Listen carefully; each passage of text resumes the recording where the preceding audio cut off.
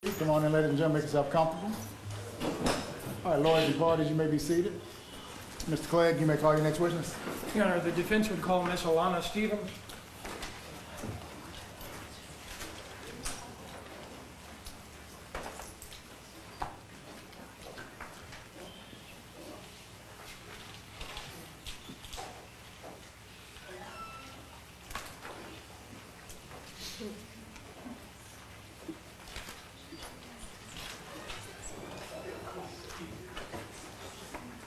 Come on up, Ms. Stevens. Come on up. Come on in. Follow the instructions of Deputy Garrett. He'll let you know what to do.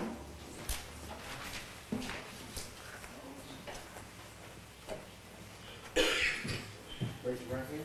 Do you solemnly swear or affirm that the testimony you shall give this court is the truth, the whole truth, and nothing but the truth, and nothing but the truth? You may be seated. Please state and spell your name for the record. Alana Stevens, A-L-A-N-A-S-T-E-V-E-N-S.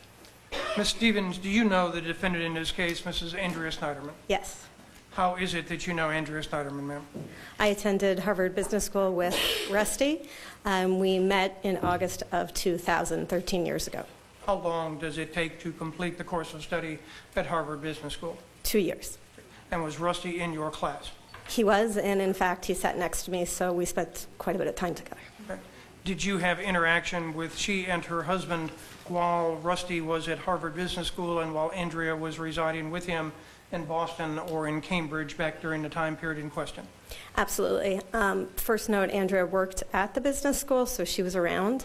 But more importantly, on a social nature, we spent quite a bit of time together. Okay. What year is this? 2000 till 2002. All right, go ahead. Okay. Can you describe the relationship that you observed between the two of them back at that time, ma'am? Yes. It was Rusty and Andrea together were a wonderful, warm, kind, supportive unit.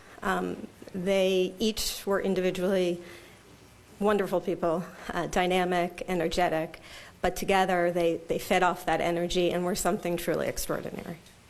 During the time that you were in business school with Rusty and Andrea was residing in Cambridge, how frequently would you have occasion to see them as a couple?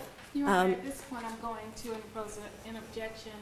We are in 2002, so I would say that it's not relevant. Mr. Clegg. Your Honor, my response is this. Ms. Stevens is describing a relationship that she observed back between 2000 and 2002. Correct. This court has heard, as well as his jury, other evidence from individuals who had contact with these folks in 2010. Cool. It is my belief that the testimony that is going to be elicited from Ms. Stevens will corroborate the testimony that has been produced in the year 2010 showing the nature of the relationship, especially in light of, I believe, the last gentleman who testified, Mr. Moss, who indicated that he had known the couple for a long time, I guess since the day they started college, he and Rusty started college, and that his observation of the connection or relationship between Andrea Sneiderman and her husband continued unabated up at least until late 2009, 2010. I will admit this witness did not have, I don't believe, personal contact with the Sneiderman since 2006. But we are trying to show a consistent pattern of a relationship. We have had witnesses who have testified that there had been, in fact, a consistent relationship from as early as 1994, 1995-ish, all the way up until 2010. And this is just one more witness who is familiar with them as a couple who can corroborate the relationship they had back in 2002 is the same relationship they had in 2010. All right. Ms. Hill. Your Honor, my objection again would still be based on the grounds of relevance. The testimony that has been elicited from this witness, Your Honor, simply is about 2002. It's just not relevant as to what was going on in 2010, and she has no basis from which to draw a comparison since her last contact was in 06. All right, I'm going to sustain the objection. Next question. Okay, Ms. Stevens,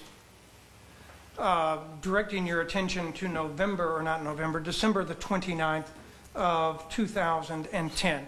Did you have occasion to see Andrea Sneiderman at or about that time? Yes. Where were you on December 29th of 2010, ma'am? Naples, Florida. Okay.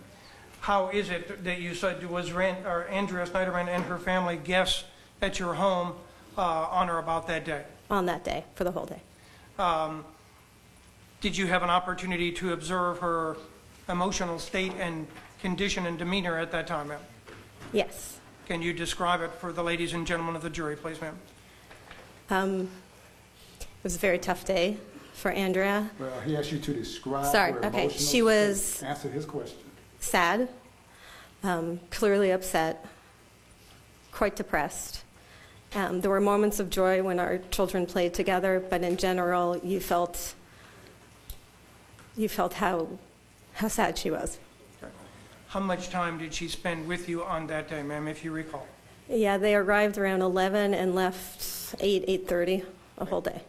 Did you notice or observe her condition, emotional state brighten at any point during the course of that day? Not really. Your Honor, having noted my objection as to your ruling, I will have no other questions of Ms. Stevens. All right. Ms. Hill, any questions? No, Your Honor, thank you. Lawyers, may Ms. Stevens be released and excused from her subpoena? Yes, Your Honor. No objection. All right, thank you very much, ma'am. Have a good day. Call your next witness. Defense counsel Sherry Easter, I will get her objection. Yes, ma'am. Yes, sir. Thank you. That's fine.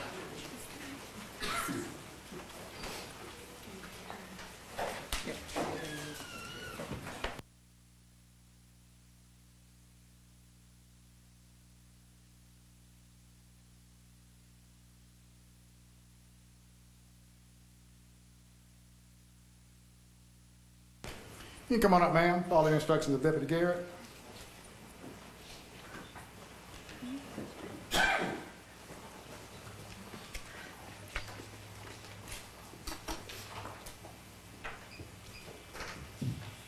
Raise your right hand. Do you solemnly swear or affirm that the testimony you shall give this court should be the truth, the whole truth, and nothing but the truth, so help you God? You may go ahead. You may be seated. Thank you. Please state and spell your name for the record. My name is Cheryl Easter, Sherrill, Easter, Easter. Now approach the witness. You may. Yes, sir.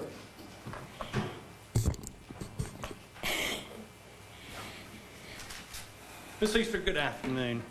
Do you know the defendant in this case, Andrea Sneiderman? No, I do not. Okay. You've never met her? No. Okay. Please tell the jury your employment history. Are you retired at this point? I am. And where are you? Your Honor, I object as to the relevance at this point. I'm going to give him a little latitude. Go ahead. I'm over the objection for right now. Go ahead. Where were you employed prior to your retirement? General Electric. And how long were you with General Electric, ma'am? I was there for 28 years. And where were you stationed out of? I was in various offices in Atlanta area. I worked for GE Capital, GE Credit. And was your entire career in Atlanta? Yes. Okay. Are you familiar with the corporate culture at GE? After 28 years, absolutely. Okay. And what type of positions, again, did you hold? I was in various positions. I started out as a bill collector, and I worked my way up. I was in... One second. Lawyer's approach. Yes.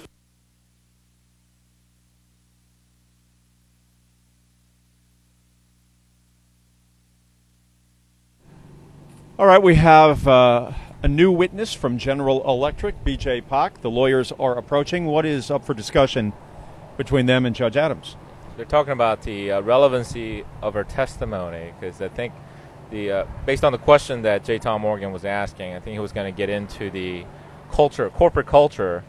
I don't know how he's going to be able to link that to any relevant issues in the case, but I think that's where he was heading, and obviously the prosecution has objected. You know what? When the state finished all of its evidence on Monday, and it was time for the defense, the conventional wisdom held that the defense had to have kind of a focus, like a laser beam for the jury so they didn't get lost. This doesn't look like a laser beam to me. It looks like there's all kinds of people here that have a somewhat tenuous knowledge of the relationship between Rusty and Andrea. You agree or disagree with that? I disagree with that a little bit, because I think there's a constant theme here, is to paint the relationship between Ms. Sneiderman and Rusty Sneiderman as a happy one, which, like I said before, it negates two important themes of the prosecution's case. One is that there was no romantic relationship between the shooter and Ms. Sneiderman, and number two, that it's further unlikely that questions, she would have known anything Ms. Hill, related is this your to witness? Rusty being shot prior to that event happening. All right, BJ Pak, thank you. Let's go back into the courtroom now and Judge Thank Adams. you very much for coming. Have a good day. Call your next witness. Your Honor, may we approach? Yeah, oh, yes, sir. I'm sorry. Come on, Lloyd.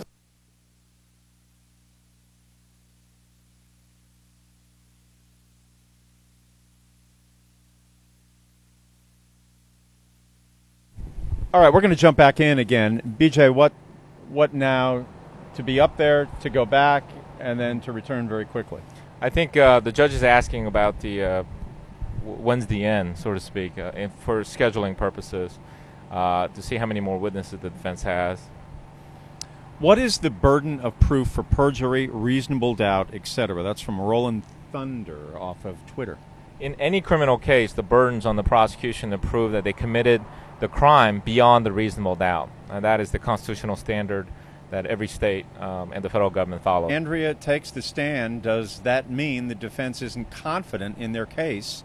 Thank you.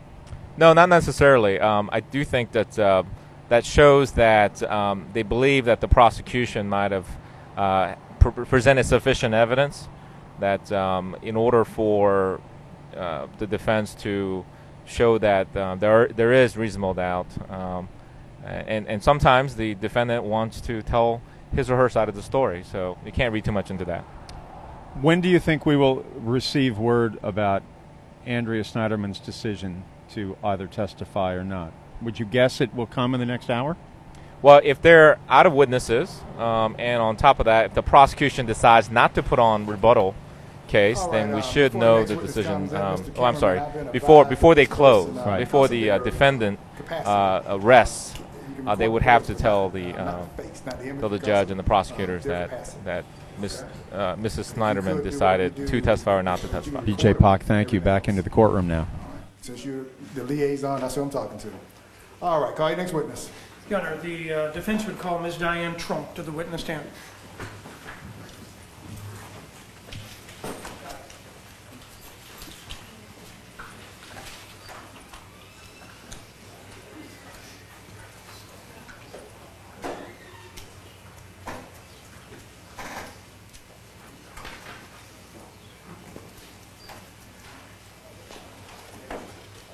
Come on up, ma'am. Follow the instructions of the deputy. Raise your right hand. Do you solemnly swear or affirm that the testimony you shall give this court should be the truth, the whole truth, and nothing but the truth, so help you God? Yes. Raise your right hand. You may be seated. Please state and spell your name for the record. My name is Diane Trump, Diane Trump. Ms. Trump, are you familiar or do you know the defendant in this case, Mrs. Andrea Sneiderman? Yes, sir. And do you see her in this courtroom here today, ma'am? Yes, sir. Is she the young lady wearing the brown sweater with the blue and black underneath it? Yes, sir. Your Honor, may the record reflect that the witness has identified the defendant, Correct. Mrs. Andrea Sneiderman. Yes, sir. The record makes so reflect. When did you meet Andrea Sneiderman? I met her on a cruise in November 2010. Okay. Were you with your husband at that time? Yes, sir. Was Mrs. Sneiderman with her husband at that time? Yes, sir. Where did the cruise leave from or sail out of? Sailed out of Miami and sailed to Cozumel as a stop and then back. Okay. How many days was the cruise? 4? Okay. What were the circumstances under which you came to meet, or let me ask you this, did you meet her husband as well, Rusty Sneiderman? Yes, sir. What were the circumstances under which you met Mr. and Mrs. Sneiderman on that cruise, ma'am? Andrea and Rusty were our dinner mates. If you could speak into the microphone, you're soft-spoken, so I I'm apologize. sorry. No problem. Andrea and Rusty were our dinner mates on the cruise. They randomly select people to sit at your table. That's your standard assigned seats. And they were our dinner mates every night. Okay. How much time did you spend together during the course of the cruise? And when I say together, you and your husband and she and her husband. For the first 3 nights, it was just for dinner, and once or twice, I think we went out for a snack. The last night, we had dinner, and then Andrea suggested cookies afterwards, because Rusty likes cookies. So we went to the place to have cookies, dessert. Then we separated for like maybe 5 minutes to kind of change out of heels or whatever. We went to a show. Then we went dancing at the nightclub. And then we kind of all hung out. It was like maybe 4 in the morning when we went our own ways. And then the next morning we had breakfast, spent the day together. It was the disembarking day. Then we shared a cab and went to dinner at the airport and then separated. Okay. Do you recall the exact dates of this cruise? It was over Veterans Day weekend. I want to say it was like the 12th through the 16th, but I could be off on my days. It was 3 years ago. Did you have an opportunity to observe during that particular period of time the interaction between Mrs. Sneiderman and her husband, Rusty? I did. Can you describe that interaction that you observed for the benefit of the ladies and gentlemen of the jury, please? It was very loving. They were talking, having a good time together. When we were dancing, my husband doesn't dance. Rusty came up and danced with us, and then he would go back and sit with my husband and chat, and then type of thing. It was just very, very married. Did they appear to be affectionate? Yes. Did you notice any tension between the two of them? Not one bit, sir. In their company, did you notice them arguing with one another? No, sir. Did either one of them give each other the silent treatment? No, sir. Okay. You indicated that where did the ship come back to Miami? Yes, sir. Okay. When you got off the ship, did you still have contact with them sometime after the ship had docked? Andrea and I became Facebook friends, and then we all decided to share a cab to the airport. And then we rode the cab and then had dinner at the Chili's at the Miami-Dade airport, Fort Lauderdale, I think. So how much time would you estimate you spent with them as a couple all together? Dinner every night, and then the whole last day, like almost a 24-hour period, the whole last day, but then dinner every night. We would stay late after dinner and just all chat and hang out. They were fun to hang out with. Okay. Typically at dinner, how long would you hang out together or remain at the table? Oh, gosh, I want to say we were there for almost 2.5 to 3 hours every night. Okay. Did they seem happy with each other? Yes, sir. Did you... one moment, please. You may.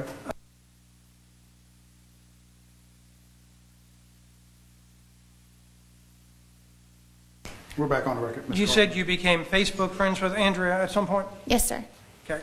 At some point, did you receive a communication from some sort of law enforcement agency in Georgia? Yes, sir. Do you recall when that would have been? It was almost December or January. When you say December or January? December 2010 or January 2011. Okay, go ahead, ma'am. I'm sorry. It was right after everything had come out, and they called me and asked me just some quick information about Andrea and Rusty having been murdered. And they asked me specifically, you know, how did they interact together? And I told them they were very loving, very married, the whole bit. I did explain to him the story that Rusty told us the first night at dinner about someone. Your Honor, to hearsay. Mrs. Clegg. I did not anticipate her making that statement, Your Honor, so I will. Let me just ask a question. Was that to explain, were you offering that story for the purpose of explaining the nature of the relationship between Rusty and Andrea? I was offering what I told he said he worked for the prosecuting attorney. I was telling you what I told the prosecuting attorney. Okay. When you told that story to the prosecuting attorney, were you telling a story as related by Rusty for the purpose of explaining the nature of their relationship? Yes, he said that. Okay, well, hold on a second. There's been an objection, so I don't know if the judge is going to allow you to say that. Given... Is there an objection? I didn't hear it. I don't hear anything. Objection to hearsay, Your Honor. All right, I'm going to sustain that objection. Okay. Okay. After that particular phone conversation, did you ever have any subsequent communication with the Office of the District Attorney in DeKalb County, Georgia? No, sir, they called me once. Okay. Were you called as a witness by the prosecution in the case of the state of Georgia versus Hemi Newman? No, sir. Nothing further. Ms. Cross, I believe this is your witness. It is, Your Honor. Thank you. You may. Ms. Trump, so I'm clear. Before the cruise, you'd never met Andrea Sneiderman? No, ma'am. And you'd never met Rusty Sneiderman? No, ma'am. Okay, and the cruise was how long, how many days? 4 days. 4 days. And during those 4 days, you were getting scuba instruction? Yes, Is that ma'am. right? Mhm. How much of your time on the cruise did your scuba instruction take? For the first 2 days, it was classroom time from 9 a.m. till 4 p.m. And during that 9 a.m. to 4 p.m. time, did you have any contact with Andrea?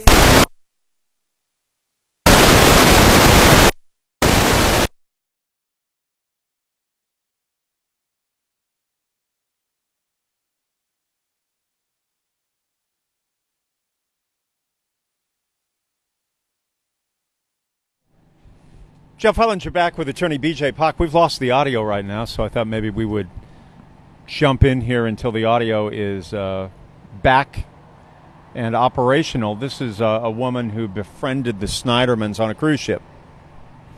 Yeah, it's a continuation of the theme of showing or demonstrating that they were a loving couple. Let me ask you this question. I mean, a lot of people have friends in their lives. Many of these friends really don't have a portal, if you will, if you pardon the pun, as it relates to the cruise ship here, into people's personal lives. I mean, you know people at a certain face value, but you really can't say that you know what goes on in their marriage or their family or any other dynamic that is deeply personal. Well, if you see them together in a often enough, certainly I believe that people could pick up some signs, whether or not there might be some trouble in paradise. But once again, Ms. Citron's testimony, who was her best friend, by the way, is very powerful and also very insightful. So as a result, the defense is trying to negate that. Flipper Kisses off of Twitter has just sent me a note that said, hey, stop talking over the live court. We can't hear what's going on. Well, right now we don't have any audio, so we are sort of jumping on board here to pass time through the silence. Do we have any audio yet? Nope. We still don't have any. So, Flipper Kisses, you are somewhere in Texas. We apologize for talking over the court scene right now, but unfortunately we do not have any audio as to what is going on. So until we get that audio restored, we will continue to talk. Now we have a law enforcement official taking the witness stand. Called by the defense.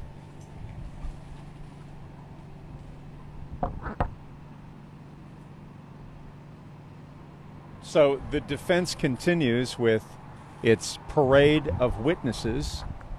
So are we getting a little more audio now? Let's see here.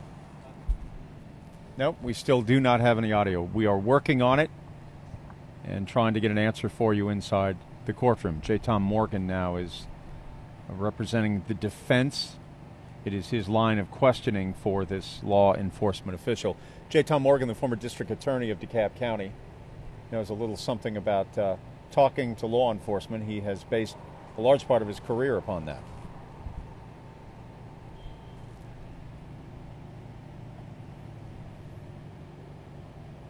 So the last break that we took was around 3 o'clock this afternoon. So we probably will have another break, and this could go until about 5:30 today. That's how it seemingly has been going for most of these days. We're still trying to get audio recovered for you right now, but right now silence is the word of the moment.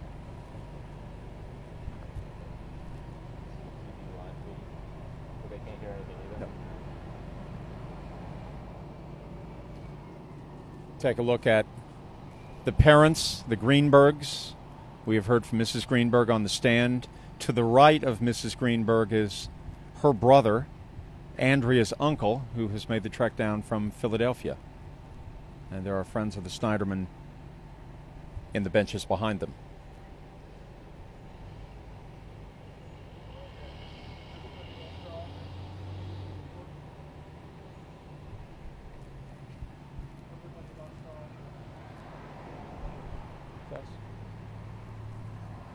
All right, so we still do not have any audio, we remind you, and we apologize. We're trying to get a sense of what's going on in the courtroom. The problem with the audio is coming out of the courtroom. It is not our issue outside of the courtroom, nor is it part of this feed, but whatever is the audio problem is inside the courtroom right now. So here we go. That she appeared to, or it had appeared to be the first time that she heard that Rusty's been shot. No further questions, Ms. Cross, you may cross-examine if you wish. Investigator Potter, did you have subsequent conversations with Ms. Formato? Yes, I did. Tell the jury, please, about your subsequent conversations with Ms. Formato. In prepping the Hemi Newman trial the case for trial, I took the former prosecutor, Don Geary, out to the daycare to re-interview all the witnesses and speak with them regarding what they remembered. And Ms. Formato made it very clear then that she misunderstood what I was saying, and it's probably my fault that I assumed that Sergeant Cordellino had told her. Tell the jury specifically, what did Ms. Formato tell you when you re-interviewed her after the case note that Mr. Morgan referred to? She said that she had no recollection of anyone saying the word shot, cheating, or anything with regard to that, be it Sergeant Cordellino or anyone else, and she's maintained that up till about a month ago, maybe. And that was just the last time you spoke with her? Yes, ma'am.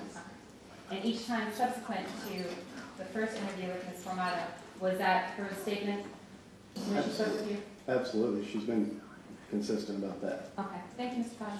Investigator Potter. Mr. Morgan. Just a couple follow-up All right, questions. as many as you wish.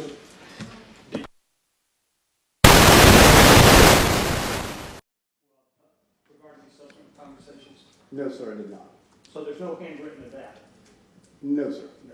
You did prepare a handwritten case note as to what she said originally? Yes, sir.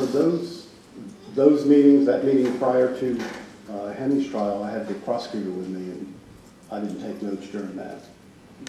So the only record we have is your original case note from May 31st? And what I'm telling you now, yes, sir.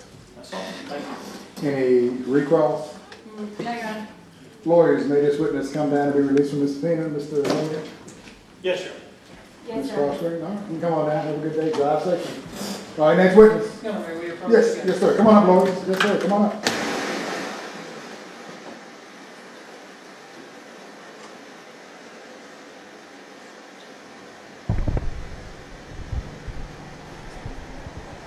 Jeff Hullinger again with BJ Pak, and just a note here is I've gotten a number of emails saying, hey, get a new sound man if you guys are responsible for it. We are not. All of that comes out of the court, so we have no control over that. We are merely carrying the audio and the video that is coming out of the courtroom, and we are streaming it on 11alive.com and our digital channel, 11.2. BJ, I have a comment here from Twitter that is an interesting one in this sense. This is from Tess, who says, okay, so they were married, somewhat married, totally married. This woman from the cruise knew Andrea Sneiderman for 4 days. That seems desperate to me. It does seem kind of strange that you would actually call people who've known them for such a short period of time. And certainly that goes to the weight of the evidence in terms of how much you should give credibility to that. And right now the session between the judge and the lawyers now, this is the third one of these we have seen in the last couple of minutes. It looks like they're going over the witness list on the defense list. Of course, they filed a very lengthy one, and they do have the option to call anybody that they listed there. I don't think they're going to call everybody, but we didn't hear what the testimony was with the law enforcement agent. That seemed to be pretty short. Is this for the judge for scheduling purposes for the remainder of the week, or is it more than that? Well, I think it's in addition to scheduling. I think they're talking about maybe what the potential scope of testimony would be for certain witnesses.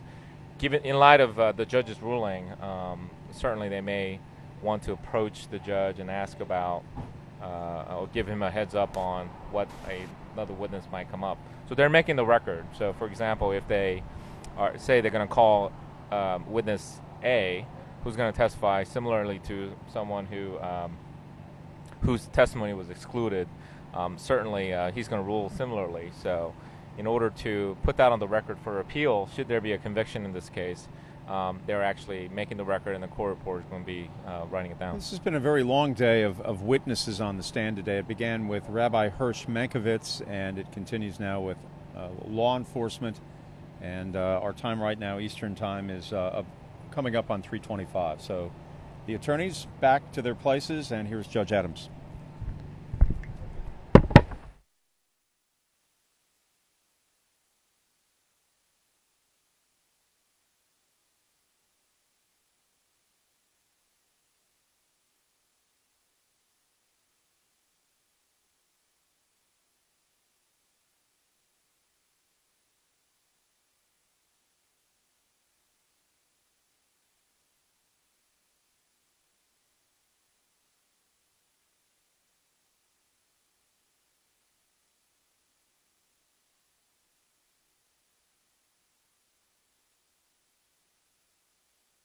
All right, Mr. Morgan, we're on the record. Yes, sir. Yes, sir. Thank you. Your Honor, this time the defense was moved to play 4 portions of an interview between the Dunwoody Police Department and Shane Citron. As this court is aware, the state calling Citron as their witness, and we would ask that we be allowed to play 4 specific parts of her prior testimony, and that it was inconsistent, and it was impeachment of what she said when I attempted to impeach her, and brought her attention to these prior statements. We do not have a transcript of what has gone on in this trial.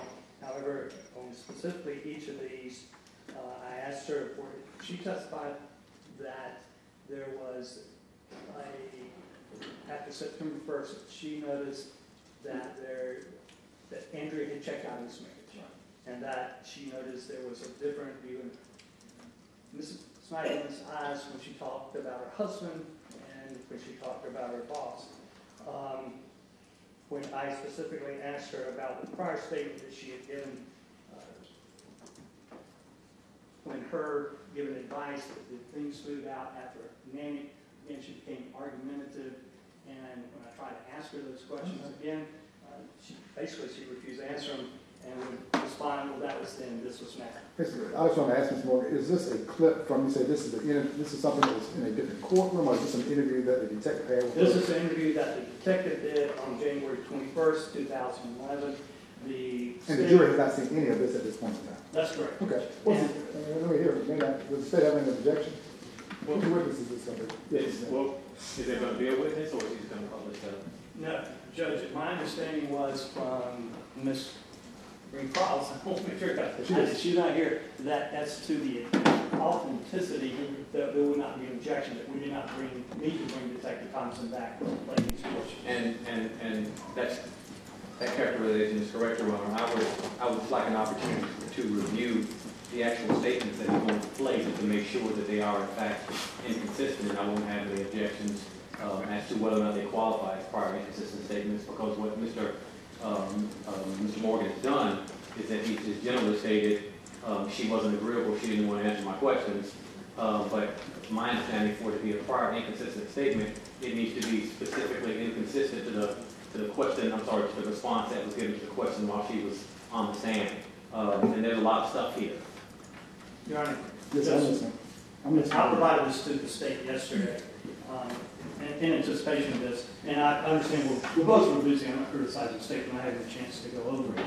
But as the court is aware, and each of these, when I specifically answer the question, again, she would become argumentative when I respond to the answer, even though I asked her, did you say this? And her answer was that this was then, this was now, every time we would ask her. And Your Honor, this is what I would ask of the court. Yes. If Mr. Morgan is going to introduce a prior inconsistent statement, that he first state on the record what Ms. Citron's response was, and then second, articulate to the court how said response would be inconsistent to something that she said earlier, and I would ask that as to every statement that he intends to introduce before the court. I'm sorry, before this jury. Anything else, Mr. Morgan? No. And let me just, I see the clips that are written here, Mr. Morgan. Let me make sure we're on the same page. What you want, I mean, your technician is going to be able to queue up the complete question that was by Detective Thompson and the complete answer to these questions by Ms. Citron. That's right. That's why they're labeled C1, C2. I understand. I just want to make sure. And then there's now on C2, there's no question proceeding. That's all. I want to make sure I understand. There's no question. Right. The question I asked her. No, I'm saying, but in order for me to compare it, I got to know what the detective asked her before she gave the answer. You follow what I'm saying? Yes, Judge. Yeah, I'm agreeable with what you want to do, and we can do that. But what I need to see is the question. It's the last, Judge, the Detective Thompson, the last question at it on C2. I'm looking at C2. There's a question mark. No. Well, look at Mr. Morgan. On C2, the first thing we have S. Citron, and there's a response. But there's no question that I can know. What was the question? Okay. So that's what I'm trying to articulate. Judge, while we're trying to narrow down these clips, what specifically the impeachment goes to, we can narrow down. We will try with our technicians to narrow down further. is the very last question and the last response, Judge. I agree with Mr. Morgan. What I'm saying, I'm going to allow you to do what you want to do. I'm not disagreeing with you. Okay. But I'm saying, on this clip, I see what her response is, but I don't know what the question is. That's the only thing I'm trying to say. Judge, if you would look at the very, is she that kind of person? On C2? Yes, sir. If you're approaching point right here, all I have is her response. That's all I'm saying. That's the question. Oh, so this is something, oh, I see. So you only want, okay, now we're on the same page. Yes, so sir. on C2, all you want to do is play the question that Detective Thompson says on this, quote, is she that kind of person that I'm trying to figure out how to word this correctly, that would bend her morals or her ethics? Okay. To stay on the job. Response, no, no, no. So that's all we want on C2. Yes, sir. Okay. And Judge understood, for us to be able to do that, we're all going to need the evening to even work our clips down. We haven't had time to do it. So I understand the court's position here. No, what I'm saying is, I'm going to let you do it. Okay. I just want to see what the question is, so the answer to the that's all. Yes, you're going to be able to do this, so yes. Okay. I'm going to overrule the state's objection, and you're going to be, because you're going to be able to, as long as you play the question and the answer, that's fine. Right. Because C1, see on Mr. Morgan, that example you gave on C1, you had a question, answer. You can play that clip on C1. Thank you, Judge. On C2, that'll be over state's objection. On C2, what you're telling me, you only want to play the question at the very end and her response.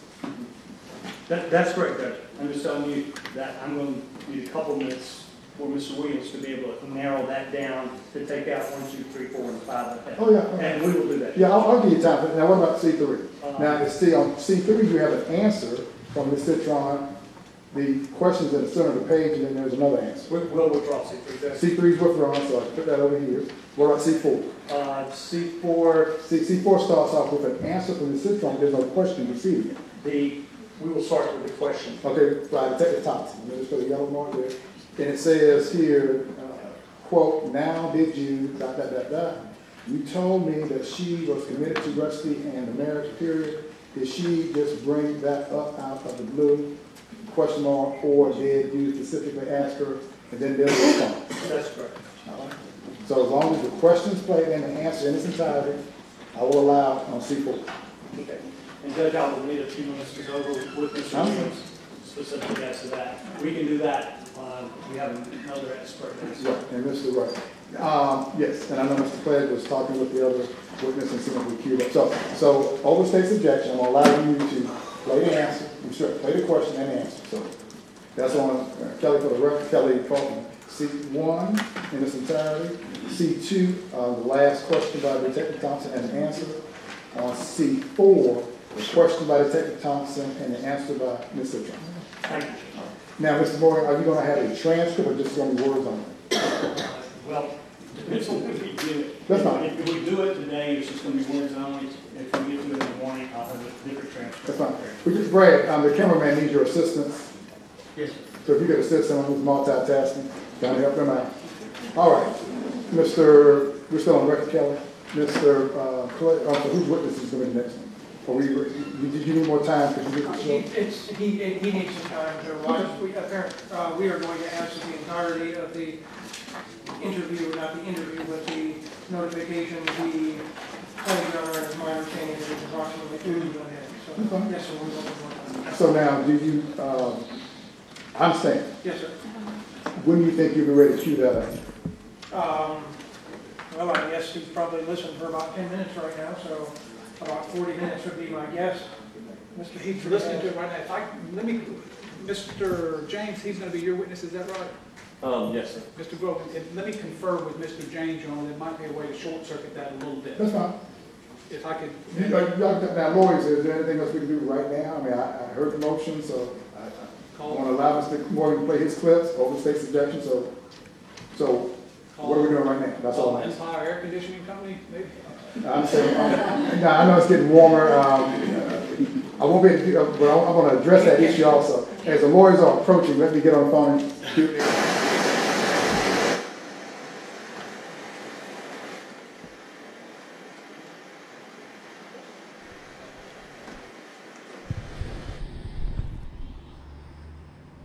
And this is 11 Alive's continuing coverage of the trial of Andrea Sneiderman, Day 8. In this case, I'm Jeff Hullinger. Our attorney today is B.J. Pak. He is a defense attorney and a member of the Georgia House of Representatives, a Republican from District 108, which is Gwinnett County in suburban Atlanta. We are looking now at a picture of J. Tom Morgan and along with Andrea Sneiderman. Speaking of Andrea Sneiderman, that is Andrea's parents, the Greenbergs there to the left and to the right. The woman behind them would have been someone that we have heard from today, babysitter and or nanny, who was on the witness stand. Again, we are looking for your questions. If you would like to submit some for BJ, it's jhullinger@11alive.com, or you can also contact us on Twitter at 11Hullinger, Hullinger. That is Andrea Sneiderman. We are still waiting for the word at 3:36 this afternoon as to whether we will hear from her on the witness stand or not. That is the ongoing question that has been at the forefront, not only today but from the beginning of this trial. If she would be on the stand. She was on the stand during the Hemi Newman trial, and in large part it is believed that because of her testimony in his murder trial that she is here today. So we will go back inside the courtroom, and B.J. Pak will join us shortly.